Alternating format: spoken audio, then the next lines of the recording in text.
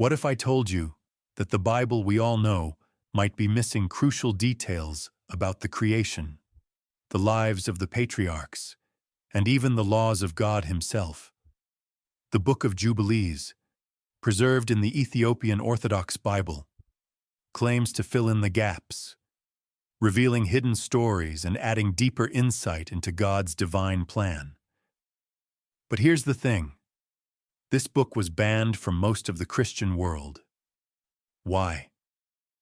In today's video, we'll be uncovering the mysterious Book of Jubilees, also known as Little Genesis, and exploring why its 50 chapters were excluded from the mainstream Christian Bible.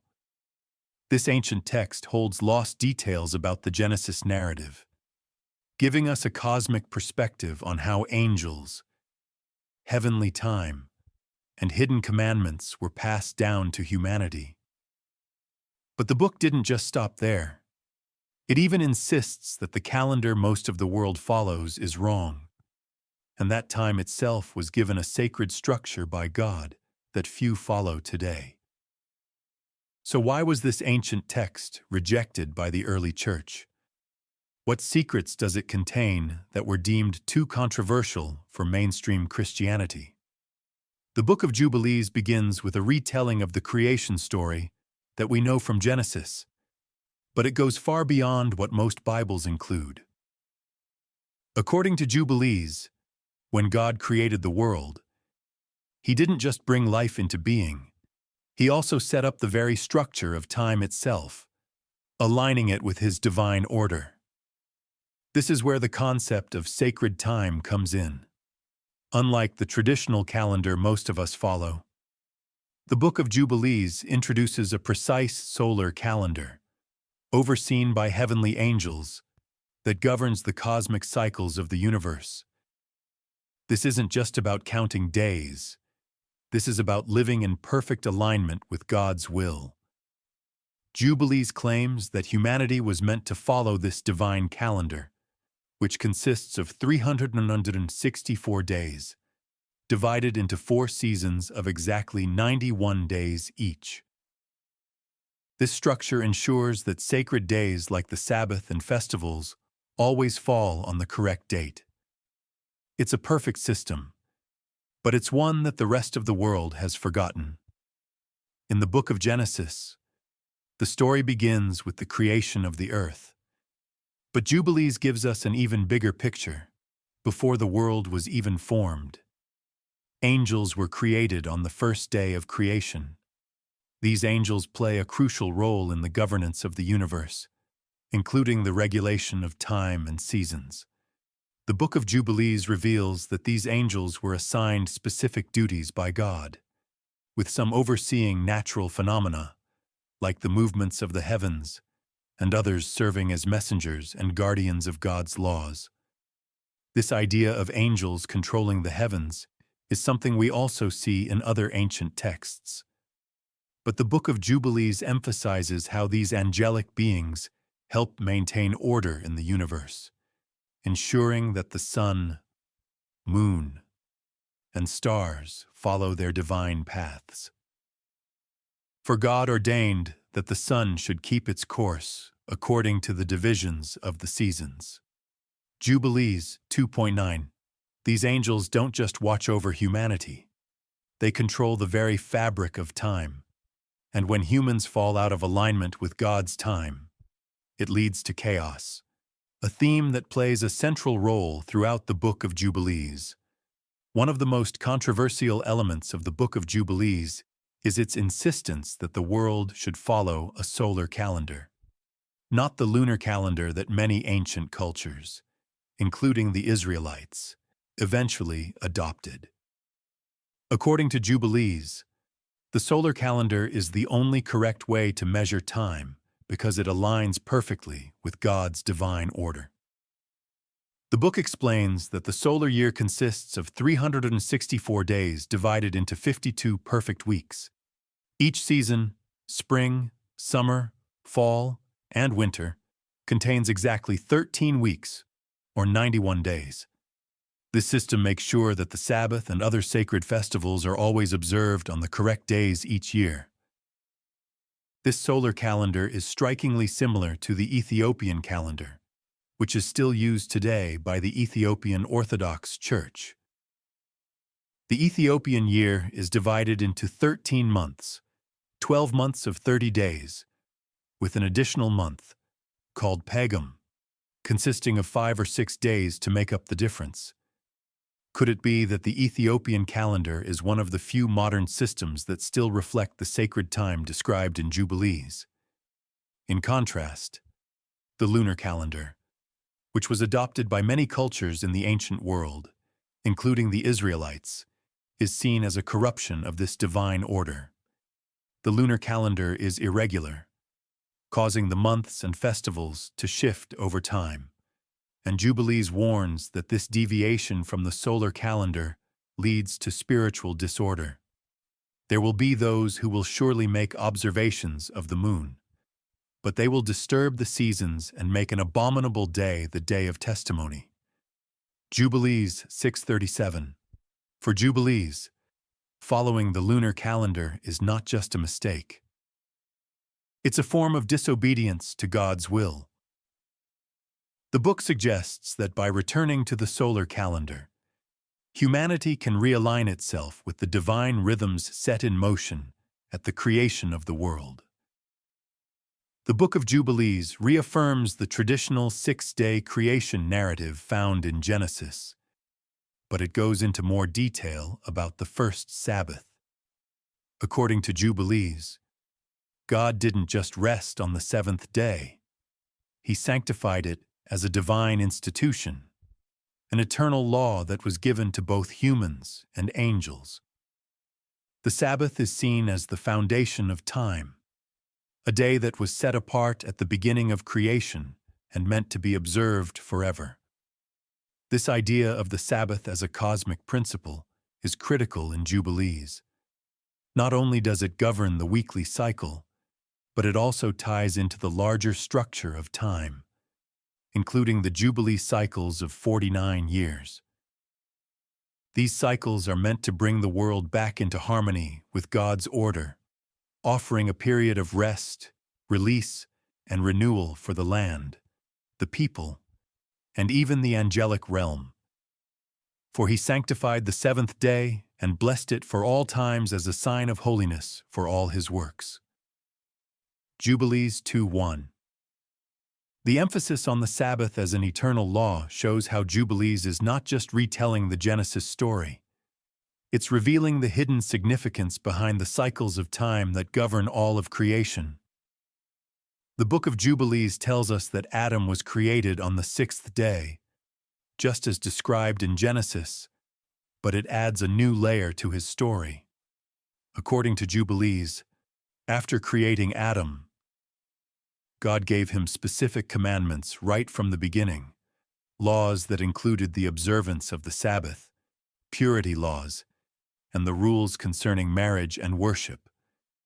These laws, delivered by angels, were to be followed by Adam and his descendants as part of the covenant God made with humanity.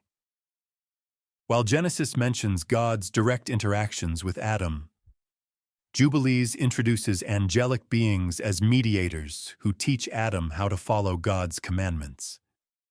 These angels, particularly those known as the angels of the presence, ensure that Adam and Eve understand the laws of holiness, sacrifice, and moral conduct. And on the 6th day of the 2nd week we brought, according to the word of God, to Adam all the beasts, and all the cattle, and all the birds, and everything that moves on the earth, and everything that moves in the water according to their kinds, and according to their kinds, the beasts on the 1st day, and the cattle on the 2nd day, and the birds on the 3rd day, and everything that moves on the earth on the 4th day, and whatever moves in the water on the 5th day. Jubilees 3:1-2. This angelic interaction was meant to reinforce the idea that God's law is not just a human invention, but part of the heavenly order. The angels taught Adam that he must observe God's laws as an eternal covenant, just as they observe the same laws in the heavenly realm. Could it be that God's laws, passed down through angels, were given to humanity long before Moses received the Ten Commandments? And what might we learn from these ancient laws? If you're curious about the laws God gave to Adam and how they compare to the laws of Moses, let us know in the comments. Should we dive deeper into the ancient commandments passed down from the earliest days of creation? After the fall of Adam and Eve, Jubilees adds new insight into the story of their children, Cain and Abel. While Genesis tells us that Cain killed Abel, the Book of Jubilees provides additional details about the events that followed. Cain's murder of Abel is seen as the first major breach of God's law, a sin that leads to spiritual consequences for all of humanity. But while Cain is cast out, Jubilees emphasizes that the righteous line of humanity continues through Seth. Adam's third son, in Jubilees, Seth is portrayed as a figure of righteousness, who is taught to follow the laws handed down by the angels. This sets the stage for the later descendants, including Noah, to continue the covenant with God. The story of Noah and the flood is well known from Genesis, but the Book of Jubilees offers additional revelations about what happened before and after the Great Flood. In Jubilees, the focus is not just on Noah's survival, but on the covenant God establishes with him afterward. A covenant that emphasizes the importance of purity, righteousness, and observing God's laws before the flood. Jubilees delves deeper into the corruption of the earth, particularly focusing on the Nephilim, the offspring of fallen angels and human women. While Genesis 6:1-4 briefly mentions the Nephilim, Jubilees provides more context, showing how these giants contributed to the wickedness that led God to cleanse the earth with the flood, and lawlessness increased on the earth, and all flesh corrupted its way. Like men and cattle and beasts and birds and everything that walks on the earth, all of them corrupted their ways and their orders, and they began to devour each other. Jubilees 5:2. This moral decay was not just due to human sin, but also due to the influence of fallen angels, who introduced forbidden knowledge and corrupted the natural order. God's response is swift. He sends the flood to wipe out this corruption. But he preserves Noah and his family because of their righteousness. After the flood, Jubilees reveals that God didn't just promise never to flood the earth again. He also established a new covenant with Noah that included specific laws of purity and sacrifice. These laws, which were later passed down to the Israelites, were intended to help humanity maintain holiness and avoid the corruption that led to the flood. One key detail in Jubilees is that Noah was instructed to observe the Sabbath and follow the same laws given to Adam about sacrifice and purity. This covenant marked a new beginning for humanity, but it also emphasized the importance of remaining obedient to God's laws to prevent further judgment. The laws of sacrifice, which would later be formalized in the Mosaic Law, were already being followed by Noah as part of this covenant. These laws included instructions on how to offer burnt offerings to God and how to remain pure in both body and spirit. In Genesis 12, we are introduced to Abraham when God calls him to leave his homeland and go to Canaan. But Jubilees takes us further back into Abraham's youth, adding an entirely new dimension to his story. According to Jubilees, Abraham grew up in a family steeped in idolatry. His father, Terah, worshipped false gods. This isn't mentioned in Genesis, but Jubilees paints a vivid picture of a young Abraham who rejects the pagan practices around him. choosing instead to follow the one true God. And he said, "My father, tell me, what is this idol you worship?" And Abraham saw that it was an image of stone. And Abraham burned them before the eyes of all and fled into the wilderness. Jubilees 11:16-17. While Genesis focuses on Abraham's obedience to God's call to leave his home, Jubilees portrays Abraham as a revolutionary figure, destroying the idols in his father's house and making a bold stand against the idolatry of his time. This act of spiritual rebellion sets the stage for Abraham's later role as the father of the chosen people, who would reject pagan practices and follow the laws of God. One of the most striking differences between Genesis and the Book of Jubilees is the idea that Abraham followed divine laws long before Moses was ever born. In Genesis, there's no mention of Abraham being given laws other than the covenant of circumcision in Genesis 17. However, in Jubilees, Abraham is presented as someone who already observed the Sabbath, made sacrifices, and followed other laws that are typically associated with Moses. According to Jubilees, these laws were not invented during the time of Moses. They were passed down from the angels to the patriarchs, beginning with Adam. Abraham received these commandments from angels, and he was expected to follow them as part of his covenant relationship with God, and he was taught by the angels concerning the things written in the tablets of heaven. Unlike Genesis, where Abraham's actions are seen as part of his personal faith journey, Jubilees presents him as someone who was part of a cosmic plan. He is guided by angels, and the laws he follows are part of a divine order that governs both heaven and earth. These laws include the Sabbath and various purity laws that Moses would later formalize. The covenant of circumcision is one of the most important moments in Abraham's story. In Genesis 17, God tells Abraham to circumcise himself and all the males in his household as a sign of the covenant. But Jubilees goes even further, revealing that this was not just a symbolic act. It was part of a cosmic law written on the heavenly tablets. According to Jubilees, circumcision wasn't just a sign for Abraham's descendants. It was a divine law that had been in existence since the creation of the world. This covenant was inscribed on the heavenly tablets, which are seen as God's blueprint for creation, containing all the laws that govern both angels and humans. And this law is for all the generations forever. And there is no circumcision of the days, and no passing over one day out of the 8 days.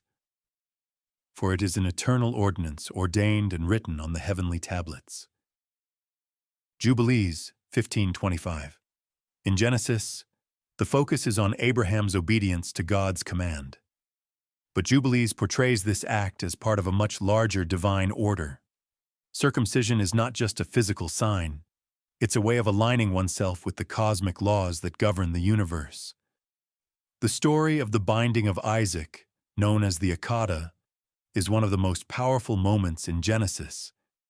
Genesis 22:1-19, where God tests Abraham's faith by asking him to sacrifice his son, Isaac. Jubilees retells this story, but with some extra layers. In Jubilees, the test is not just between Abraham and God, it's also a part of a larger spiritual warfare. According to Jubilees, the angel Mastema, a figure often associated with Satan, is the one who suggests this test to God, hoping that Abraham will fail. Mastema represents the forces of evil, constantly seeking to undermine the righteous. The Book of Jubilees adds that angels intervened during the binding, and God allowed the test to show that Abraham's faith was greater than the temptations of evil. And I stood before him, and before the prince of the Mastema, and the Lord said, Command him not to lay his hand on the lad, nor to do anything to him, for I have shown that he fears the Lord. Jubilees 18:10. This story in Jubilees introduces a whole new level of spiritual significance. It's not just a test of Abraham's obedience, it's part of the cosmic battle between good and evil. Mastema tries to lead Abraham into failure, but God's intervention shows that faithfulness will always triumph over evil. In Genesis, the story focuses on Abraham's personal test, but in Jubilees, it's part of a larger spiritual narrative that involves angelic forces and the struggle between good and evil. In Genesis 25-23, we are told that before Jacob and Esau were even born, God revealed to their mother Rebekah that the two brothers would become the heads of two nations, and that the older Esau would serve the younger Jacob. Jubilees expands on this prophecy, emphasizing that this wasn't just a family feud. It was part of a cosmic design in which Jacob was always meant to inherit the blessing and continue the line of righteousness that started with Abraham. Jubilees adds a layer of predestination, revealing that Jacob was chosen from birth to carry on the covenant, while Esau was destined to stray from God's plan.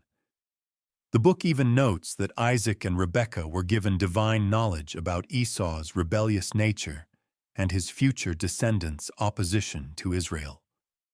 In Genesis, we see this struggle unfold through Jacob's cunning and Esau's impulsiveness.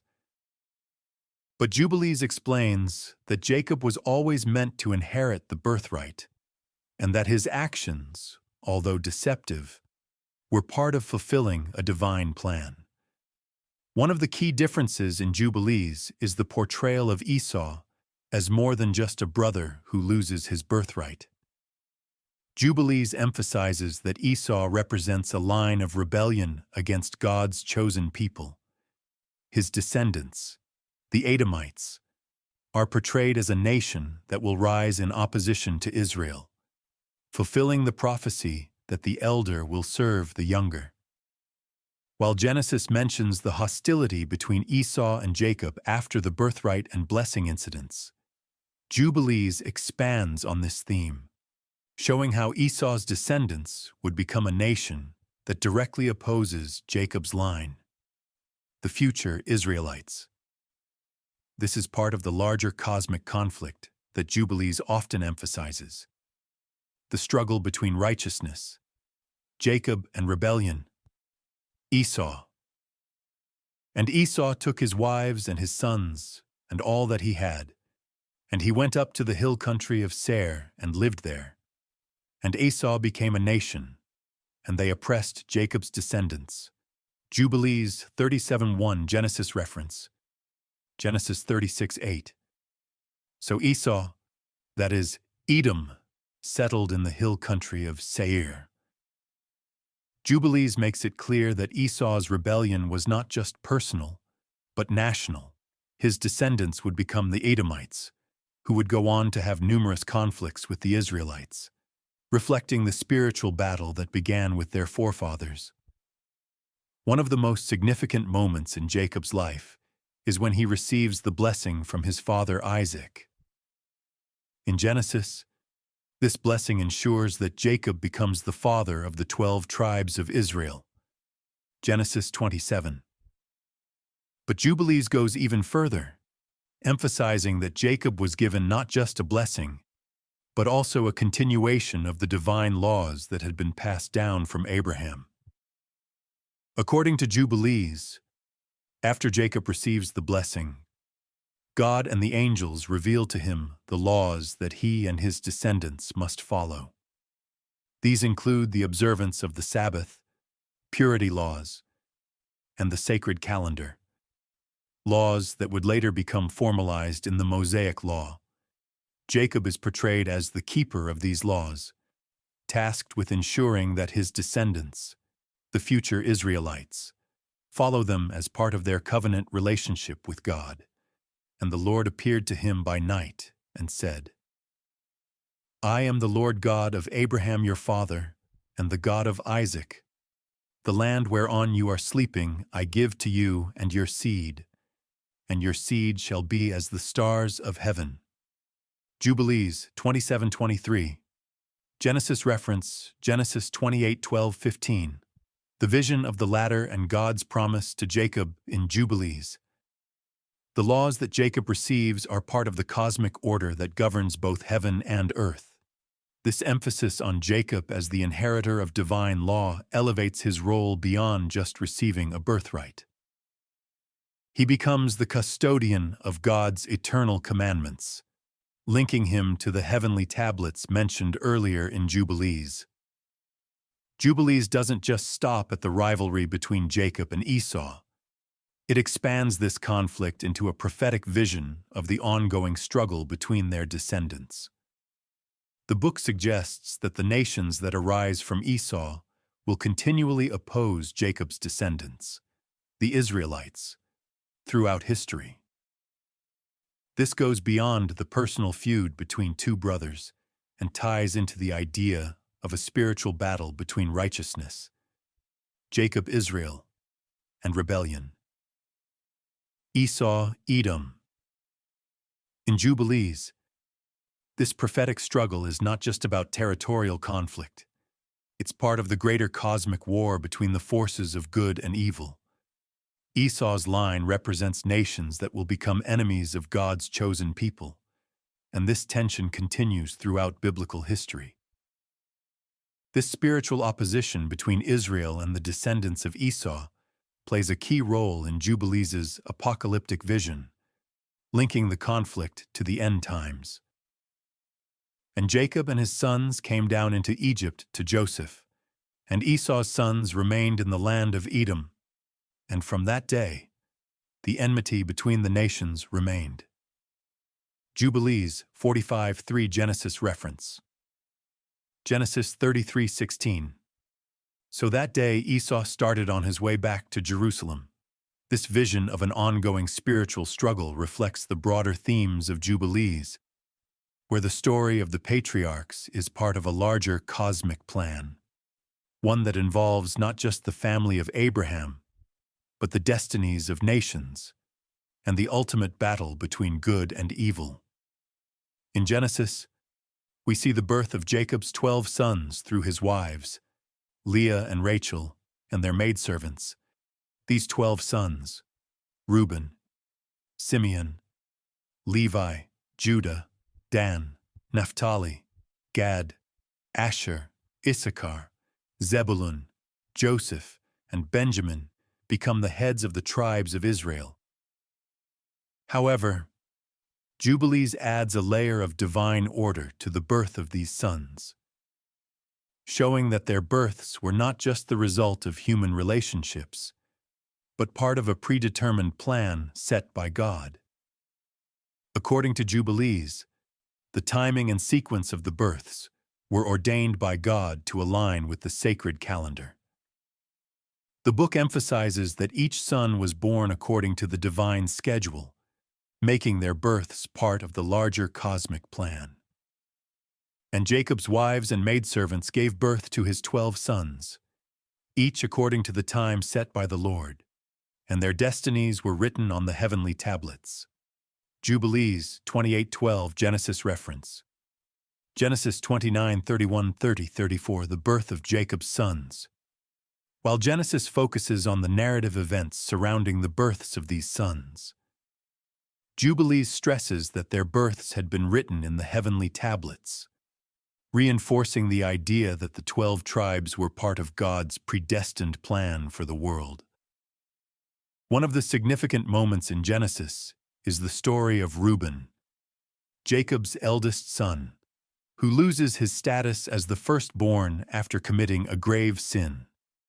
Genesis 35:22. Jubilees expands on this event, emphasizing its spiritual consequences and explaining why Judah and Levi rise to prominence in his place. In Jubilees, Reuben's sin is framed as a violation of the divine laws that had been established long before. His actions are not just seen as a personal failing, but as a spiritual transgression that disqualifies him from leading the tribes. This allows for Judah, the fourth-born, to emerge as the tribal leader, and Levi to take on the role of priesthood, which is part of the divine order set by God. Because of his sin, the firstborn Reuben was not reckoned in the inheritance, but Judah was chosen as the prince over his brothers and Levi for the priesthood forever. Jubilees 33:10, Genesis reference Genesis 49. 34 Reuben disqualified due to his sin.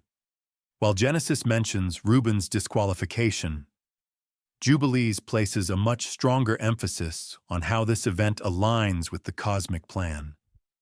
Judah's rise is part of God's eternal law, and Levi is set apart for the priesthood, connecting their destinies to the larger spiritual framework that governs Israel's future. In the Bible, the tribe of Levi is set apart for the priesthood, with Moses and Aaron descending from this tribe. Exodus 28. But in Jubilees, the role of Levi as the priestly tribe is framed as part of an eternal mandate. The book emphasizes that Levi's priesthood was not just a matter of tribal duty. It was established in the heavenly tablets long before the Levitical priesthood was formalized under Moses.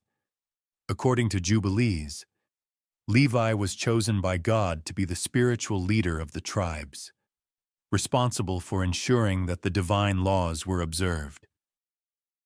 His priestly role is described as part of the cosmic order, and he is given special responsibilities that connect heaven and earth. And Levi was set apart for the priesthood forever, to offer sacrifices and to mediate between the people and the Lord. For it was ordained on the heavenly tablets. Jubilees 32:17 Genesis reference, Exodus 28 Levi's descendants set apart as priests. While Genesis and Exodus focus on the Levitical priesthood during Moses' time, Jubilees emphasizes that Levi's role was part of God's plan from the very beginning. This makes Levi's priesthood not just a response to historical circumstances, but an essential part of the cosmic order that predates the events at Mount Sinai. In Genesis, the 12 sons of Jacob go on to become the heads of the 12 tribes, and we see their journeys unfold as they eventually settle in the Promised Land. But in Jubilees, the tribes are not just inheritors of land. They are portrayed as guardians of God's law, tasked with upholding the divine commandments passed down from Abraham and Isaac. According to Jubilees, each tribe carries a specific spiritual responsibility and is expected to follow the laws written on the heavenly tablets. The book emphasizes that the 12 tribes were chosen not just to inherit the land, but to serve as stewards of God's commandments, ensuring that God's laws are observed by all generations.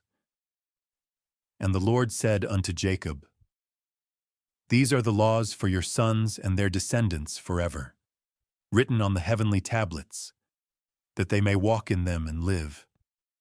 While Genesis tells us that Jacob's sons became the heads of tribes, Jubilees adds that they were also entrusted with ensuring that the laws of God were passed down to future generations.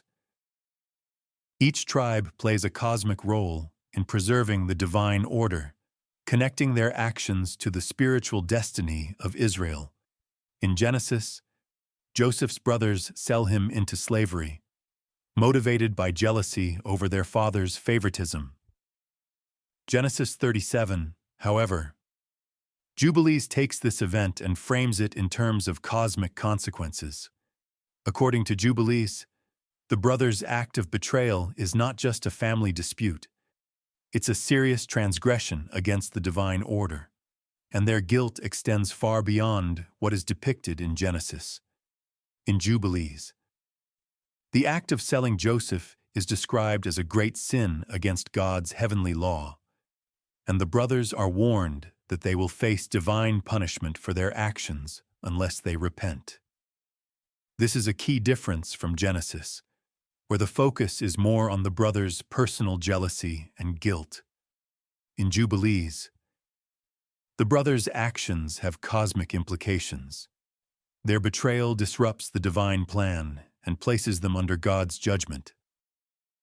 And his brothers sold Joseph into slavery, and their sin was recorded on the heavenly tablets, for they had transgressed the eternal laws. And it was decreed that their descendants would suffer until they repented for their great sin. Jubilees 34:9.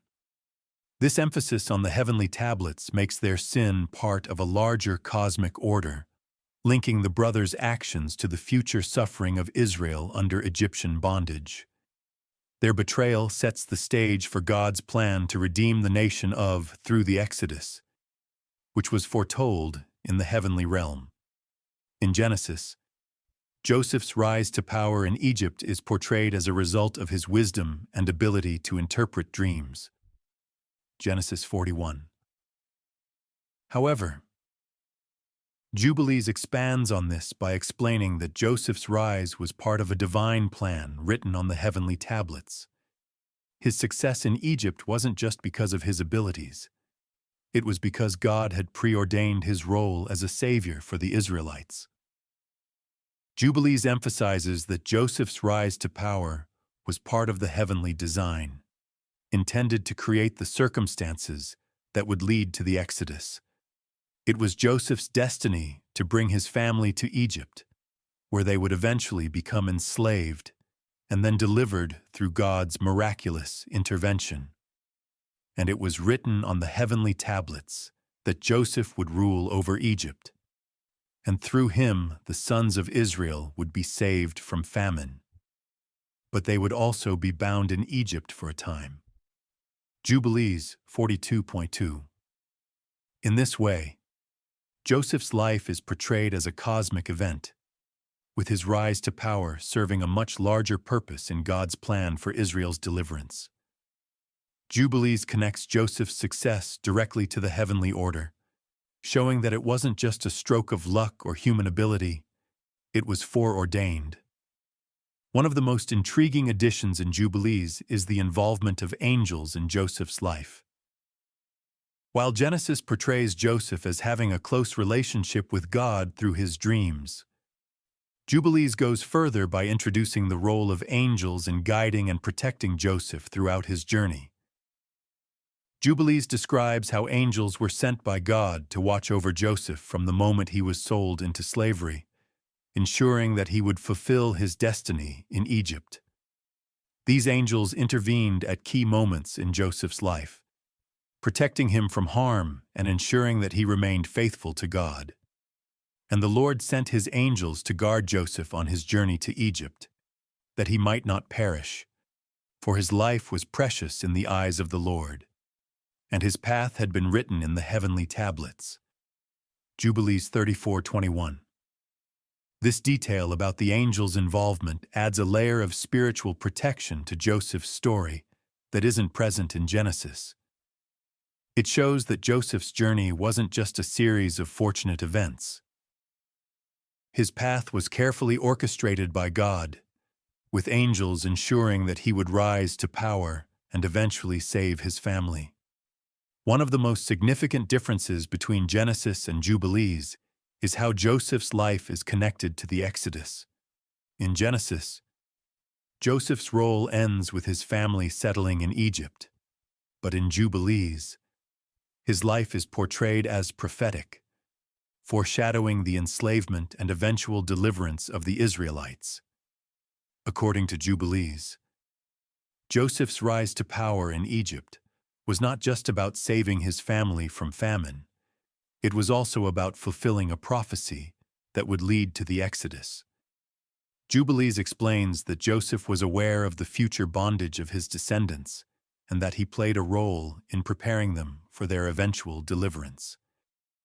And Joseph said to his brothers, "I will die, but God will visit you and bring you up out of this land to the land he swore to Abraham, Isaac, and Jacob. Fear not, for these things have been written and sealed on the heavenly tablets." Jubilees 46:9. This prophetic element isn't as prominent in Genesis, where Joseph's death is portrayed as the end of his story. In Jubilees, however, Joseph's death is seen as a transition, the beginning of Israel's enslavement, but also a prophetic promise that they would eventually be delivered from Egypt. This ties Joseph's life directly into the cosmic plan of redemption, which would be fulfilled through the Exodus. In the book of Genesis, Israel's enslavement begins when a new Pharaoh comes to power who does not know Joseph and begins to oppress the Israelites. Exodus 1:8-14. But in Jubilees, this period of enslavement is seen as part of a cosmic prophecy that had already been written in the heavenly tablets. According to Jubilees, God had already foretold the bondage of Israel long before it happened, and it was part of his plan to lead them toward the Exodus and the giving of the Mosaic Law. This prophetic plan connects directly to Joseph's role in bringing Israel to Egypt in the first place. While Joseph saved Israel from famine, their time in Egypt was predestined to end in enslavement, which would ultimately demonstrate God's power in delivering his people. And it was written on the heavenly tablets that they would be oppressed in Egypt, and that God would bring them out with great power and wonders, so that his name would be glorified. Jubilees 48:1. This makes Israel's time in Egypt not just a matter of historical events, but part of a larger spiritual narrative where their enslavement and eventual exodus were preordained for God's glory. The suffering of the Israelites is framed as a necessary trial that would prepare them to receive the laws given at Mount Sinai. In Exodus, we see God acting directly to bring about the plagues and deliver Israel from Pharaoh's oppression. Exodus 7-12. However, Jubilees adds a layer of spiritual warfare to the story, introducing angels as key players in the conflict between God and Pharaoh. According to Jubilees, the oppression of Israel was part of a spiritual battle between the forces of good and evil. Mastema, a figure often associated with Satan, is portrayed as actively working to harden Pharaoh's heart and increase Israel's suffering. Mastema and his evil spirits are said to have encouraged the Egyptians to oppress Israel even more harshly, testing their faithfulness to God. And the prince of the Mastema stood against them, and he sought to destroy them with hard bondage, and to cause them to forsake their faith in the Lord. Jubilees 48:9. In this way, Jubilees adds a cosmic dimension to the story of Israel's enslavement, showing that it wasn't just a matter of political power. Spiritual forces were at work trying to undermine God's plan for Israel's deliverance. The plagues of Egypt are not only acts of divine judgment, but part of a larger cosmic battle. With Mastema trying to prevent Israel's exodus, in Jubilees, the heavenly tablets play a central role in explaining how the laws and the timing of the Exodus were part of God's eternal plan. According to Jubilees, the Exodus wasn't just a reaction to Israel's suffering. It had been carefully timed and preordained according to the divine calendar written on the heavenly tablets. The book emphasizes that the timing of the Exodus was connected to the observance of sacred laws, and that Israel's deliverance was meant to bring them into alignment with the divine order. Jubilees explains that Israel's time in Egypt, their suffering, and the moment of their deliverance were all predetermined, and God's actions were in perfect harmony with the cosmic timeline. And it was written on the heavenly tablets that on the 14th day of the first month at the appointed time, God would bring Israel out of Egypt, for this was the day set apart from the beginning of creation. Jubilees 49:1. This detail is unique to Jubilees. While Exodus focuses on the events leading up to and during the plagues, Jubilees introduces the idea that the timing of the Exodus was part of a predetermined calendar tied to the cosmic laws of the universe. This makes the Exodus more than just a historical event. It's part of the spiritual fabric of creation, the 10 plagues in Exodus. Exodus 7 through 12 are a dramatic display of God's power, sent to force Pharaoh to release the Israelites. In Jubilees, however, the plagues are given cosmic significance. They are not only divine punishments, but also symbolic acts that represent the defeat of Egypt's gods and the spiritual forces behind them. Jubilees explains that each plague was aimed at disempowering the false gods of Egypt, demonstrating that only the God of Israel had true power over heaven and earth.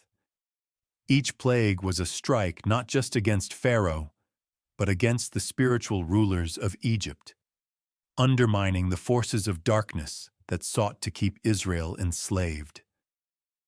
And the Lord sent the plagues upon Egypt, not only to judge Pharaoh, but to show that the gods of Egypt were nothing before him. For they were false powers, unable to stand before the Almighty. In this view, the plagues are part of the larger cosmic conflict between good and evil, where the God of Israel defeats both the physical and spiritual powers of Egypt. Jubilees also suggests that Mastema and his evil forces were working behind the scenes to prevent Pharaoh from releasing Israel. But God's power overwhelmed them at every turn. In Exodus, we see Moses receive the law directly from God on Mount Sinai. But Jubilees adds the detail that these laws were not created in that moment. They were already inscribed on the heavenly tablets long before Moses' time. According to Jubilees, the heavenly tablets are essentially a cosmic record of all of God's laws, established at the very beginning of creation, and they serve as a guide for both angels and humans. Jubilees emphasizes that Moses was simply the human recipient of laws that had been preordained for all time. The Mosaic Law, therefore, is not just a set of rules for the Israelites. It's part of a divine order that governs the entire universe. This means that the laws given to Moses were always meant to be revealed, and their timing was in accordance with the divine calendar, and the law and the testimony were ordained and written on the heavenly tablets, created even before the foundation of the world, so that they might guide all the generations of the children of Israel. Jubilees 6:17. While Exodus focuses on the dramatic revelation of the law at Sinai, Jubilees presents it as part of a cosmic plan. The laws were already written in heaven, waiting for the right time to be revealed to Moses and the Israelites. One of the most fascinating aspects of Jubilees is its insistence that the Mosaic Law was observed long before Moses. While the traditional Bible portrays Abraham, Isaac, and Jacob as righteous individuals, it doesn't specify that they were given the full law. Jubilees, on the other hand, claims that the patriarchs were already observing the Sabbath, performing sacrifices, and following many of the laws that would later be given to Moses. This makes the Mosaic Law not a new development, but a restoration of the laws that had been passed down from the beginning of time. The patriarchs received these commandments through divine revelation and through the angels who guided them. For example, Abraham is described as following the Sabbath and the dietary laws long before they were officially given to Israel. For Abraham kept the Sabbath, circumcised his sons, and followed the commandments of the Lord that were written on the heavenly tablets, and the law was revealed to him through the angels of God.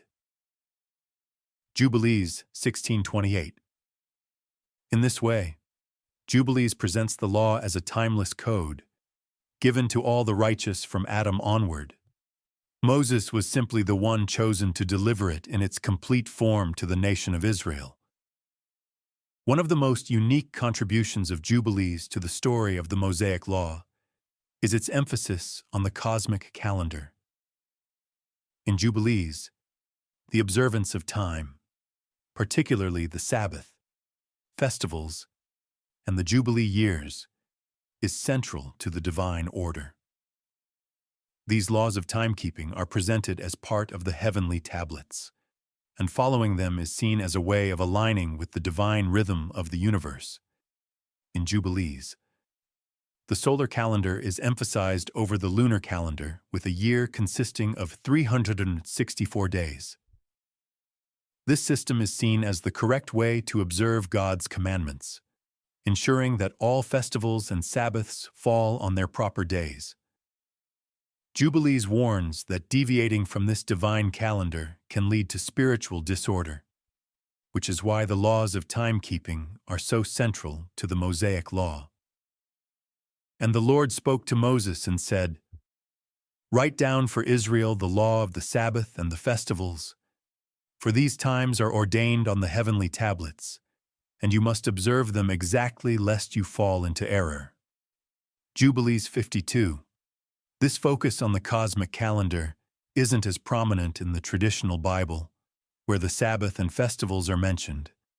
But without the same emphasis on their cosmic origins, Jubilees stresses that following this calendar is key to remaining in God's favor, as it aligns human life with the divine plan. While the Mosaic Law in the Bible is given specifically to the Israelites, Jubilees presents these laws as eternal, binding not only for Israel, but for all generations, and even the angels. The Book of Jubilees emphasizes that the laws written on the heavenly tablets are not just temporary guidelines for a single nation. They are eternal commandments that govern both heaven and earth. In Jubilees, the laws given to Moses are meant to be observed by all of God's creation, including the angels, who are portrayed as keeping the Sabbath and observing God's festivals in heaven.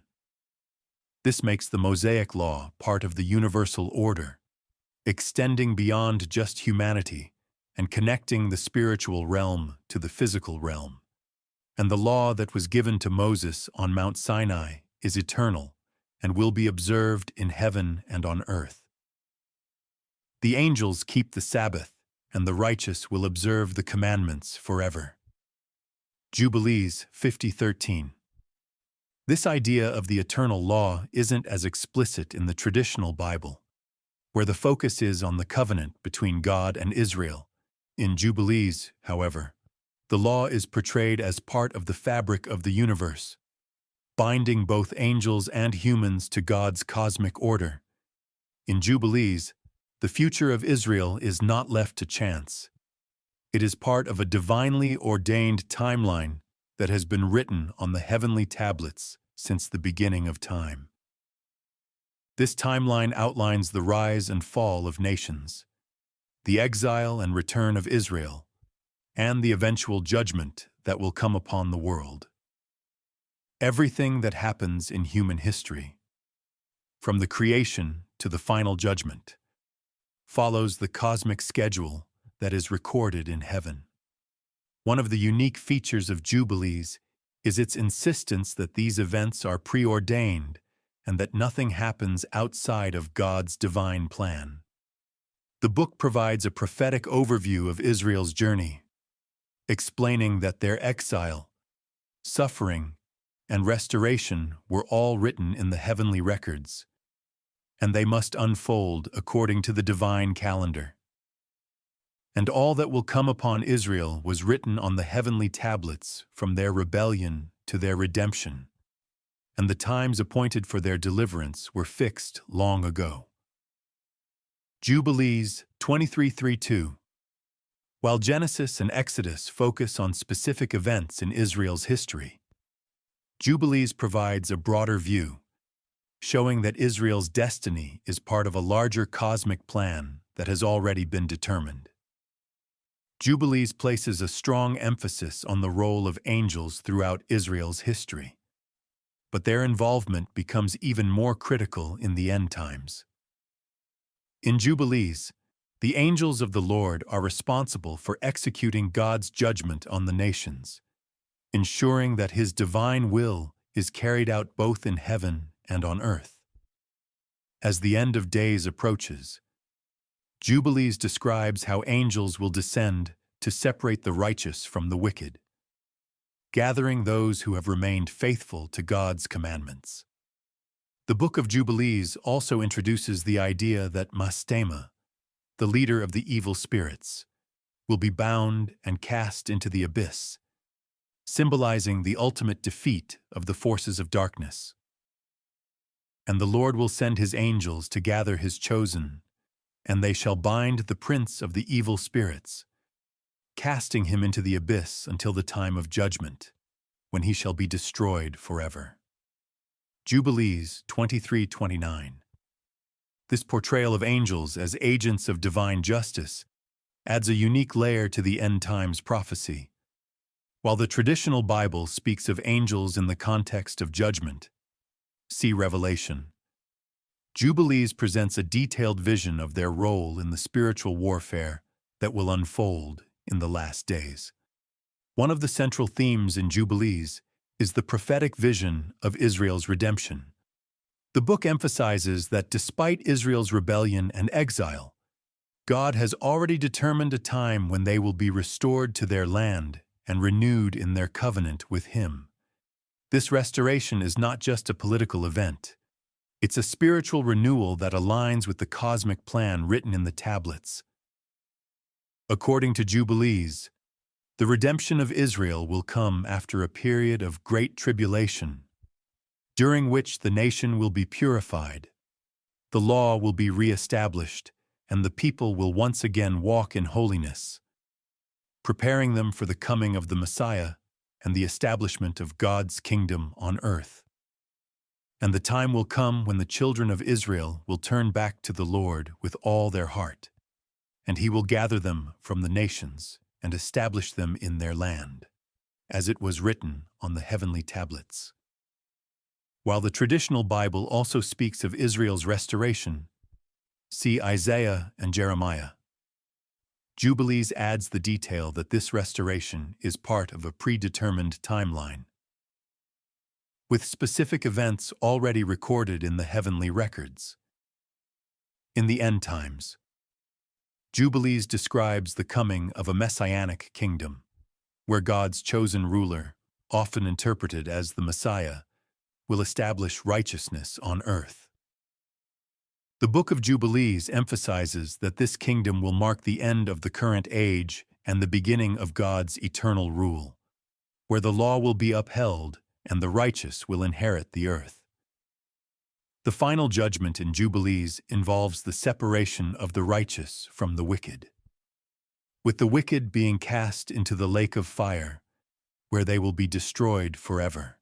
Mastema and his evil spirits will be defeated, and the Messiah will rule in peace and justice. This vision of the end times is consistent with the apocalyptic imagery found in the book of Revelation. But Jubilees adds more emphasis on the role of the law and the cosmic order being restored, and the Lord will establish His kingdom on earth, and the righteous shall rule with Him, for the law shall be written on their hearts, and the wicked shall be cast into the lake of fire. Jubilees 50:13. This messianic kingdom in Jubilees reflects a vision of a restored creation, where the law is fully observed and the righteous are rewarded for their faithfulness. The final judgment brings about the ultimate defeat of evil, ushering in an era of eternal peace. If you found value in this deep dive into the Book of Jubilees and its unique cosmic vision of biblical history, be sure to share this video with others who might be interested in exploring these profound mysteries. By sharing, you help us continue uncovering ancient texts and revealing the hidden layers of God's eternal plan. Don't forget to like, subscribe to Deep Bible Stories, and join the conversation in the comments. Together, we can delve even deeper into these fascinating biblical insights.